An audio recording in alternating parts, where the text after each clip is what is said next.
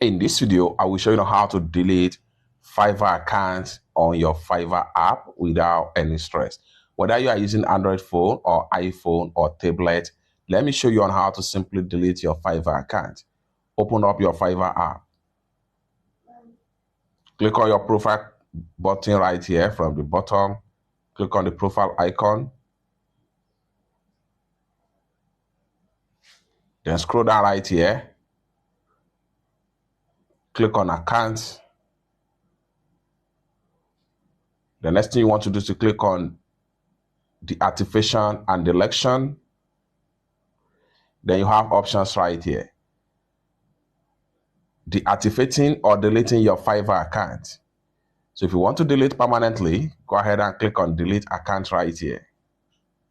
Once you click on delete account, simply come down below right here. Simply come down below right here, click on continue to account deletion right here.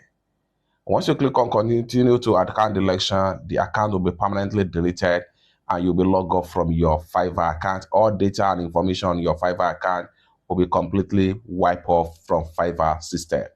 It's that simple.